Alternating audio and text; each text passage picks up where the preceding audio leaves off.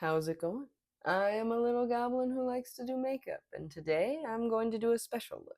I'm going to show you the horrors of how I used to do my makeup in middle and high school because sharing is caring. And that'll involve everything from the products to the same horrible techniques of not using a primer or any brushes. These little paddle things that used to come with makeup palettes are the bane of my existence, and I did not miss them. But let's get into it.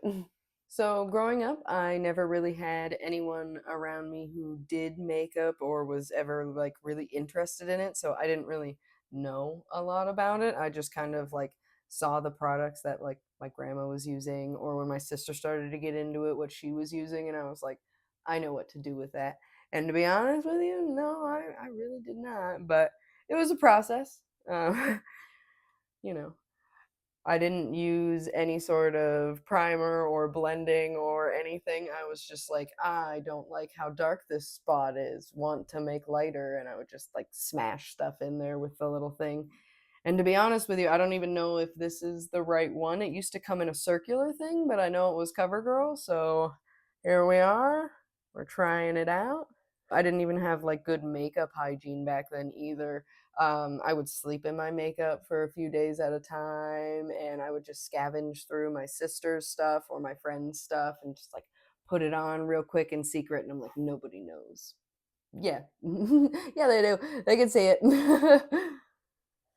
I'm trying to do just what I did back then instead of what I would do now, which is like the full face, because I did not do that. It was just like, I want to cover up those dark circles, and we'll just leave it at that.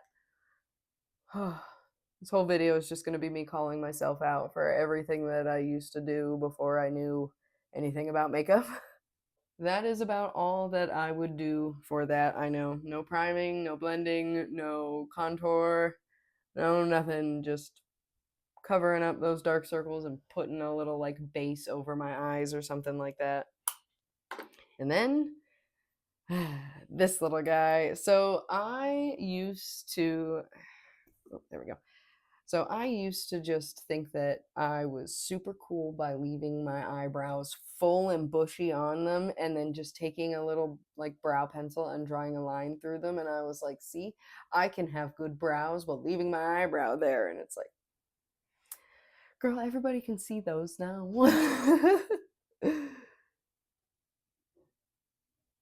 No like extra arch or anything. It was just like, whoop, and it would go the whole way where my eyebrow was. And unfortunately for me, I don't actually have eyebrows anymore. Got these little nubbies. So we're just gonna make do, make do.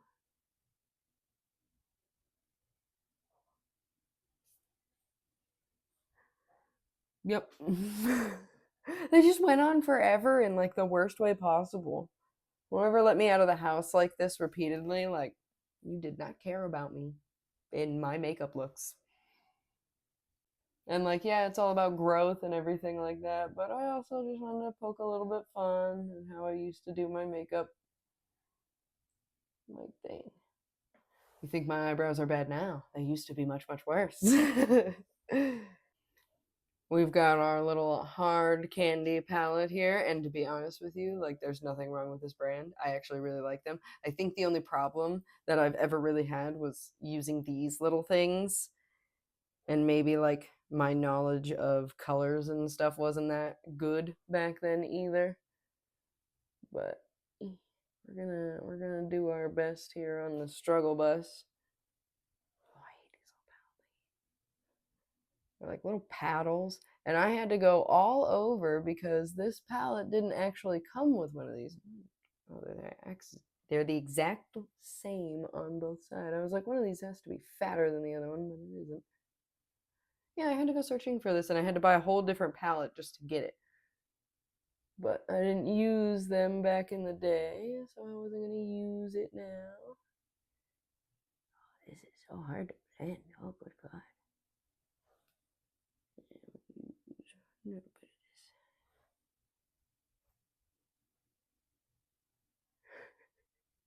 And the worst thing is like I'm looking at this and I'm like, oh yeah, this is probably exactly how it looked back then too. So don't you dare blend that out. Leave it in all of its chunky glory.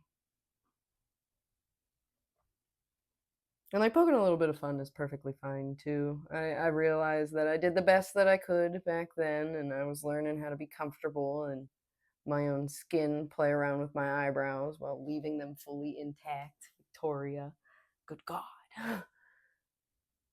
Thinking back to all the terrible hygiene practices I used to have, like, oh my God, my skin would just like peel itself off and run away at this point if I ever tried to sleep in my makeup once. Ugh. It's just so gross.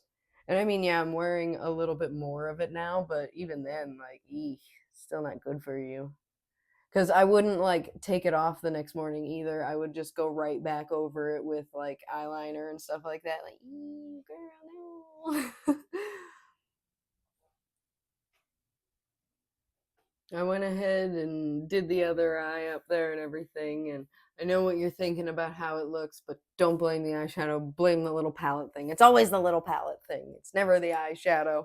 And I think in the next video that I do, I'm going to take the same products and use like maybe a little bit of better brushes for the eyeshadow and stuff like that and blend it out a little bit and just try to elevate it, you know, give it the love it deserves.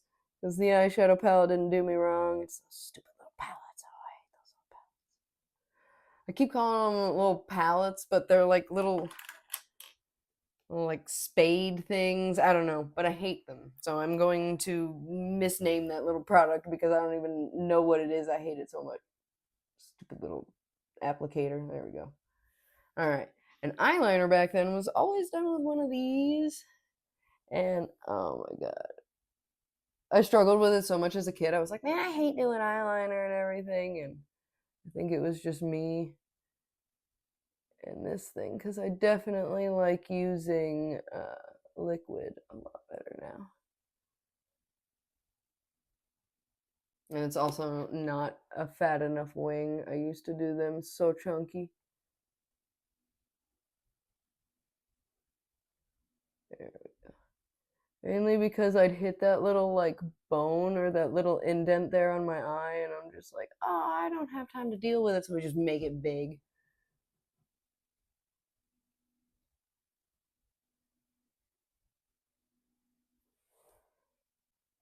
Alright, we've got our fatter wing there, and then one of the things that I love to do is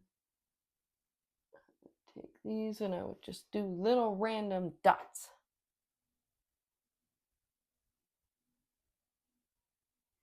Go. I was like, they're even, and then you look at my face and like one's up here and one's down here. And then the mascara. I love the wand on this thing. It's great. And the only thing that I did that was a mistake was I got the waterproof one because I remember as a kid that this was so hard to get off with the waterproof. So if you need one that's going to last forever, this little Define a Lash from Maybelline, it's not going to come off. It's almost like apocalypse proof. Unless they changed the formula at all in like the past like 8 years or something like that. In which case, don't take my advice. There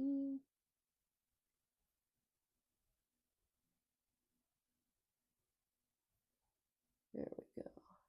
And doing my makeup like this is bringing back like so many memories of just sitting with all my friends and being like little goblins and like, oh, here, let me do your mascara, even though I just had this wand like all up in my eyeball real quick and nobody really cared about anything like that. And that was one of the ways that my sister actually found out that I was using her makeup while she wasn't home is I got this big old sty on my eyeball. And my grandma was like, oh, put a tea bag on it. I used to get those when I'd steal my sister's makeup. And I was like, why'd you tell me, Grandma? Why? Now she knows. I feel like she had to have known, though. Because I never really like took it off. It would just like smear into oblivion. And I never wore lipstick or anything like that, mainly because I couldn't get my hands on any. And my grandmother, she had bright red lipstick. And back then I was like, I don't just want to wear bright red. What if I want orange lips and all this other stuff? So I would just wear like a little bit of chapstick. And if I had the eyeshadow. I'll put a little eyeshadow on there, but they came out with those baby lips around that time, and oh man, I love those things. I had every color under the sun with those.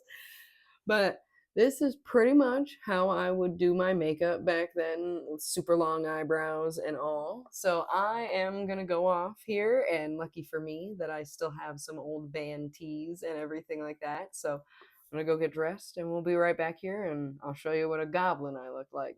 This is it. This is how I would do my hair. Obviously, back then I had a little bit more hair sometimes. I loved doing little pigtails, and I'd always have the big poof thing out and hiding a little bit behind my ear. You know, I'm not emo, but I like that the swoopy thing that they did. Except for theirs was always better because they'd have like all that hair put down and in the front, and I just never wanted to give up that much of my hair to do it. But I've got my old Death Clock shirt on, and as you can tell, this shirt has seen some stinky days if I've blown out the bits like that. I'd layer it with my old Tacos Are Good Gurr hoodie, because you know back then everybody loved Gurr. And I've got just plain old black jeans and these like boots that are 1,000 years old on them, but I actually used to wear them in high school, so I'm glad they've lasted that long because I used to beat the piss out of everything I had back then. So, this is it. This is just how I used to look, and it didn't end up coming out half as bad as I thought it was going to. I look at some of those pictures sometimes and I'm like, girl, who let you out of the house? Oh God, a goblin indeed. But subscribe if you want to see more looks like this one, or special effects, maybe some literature stuff like that. I do a little bit, I dabble. So like, comment, do all the things, but the most important thing, stay well, stay hydrated. Bye.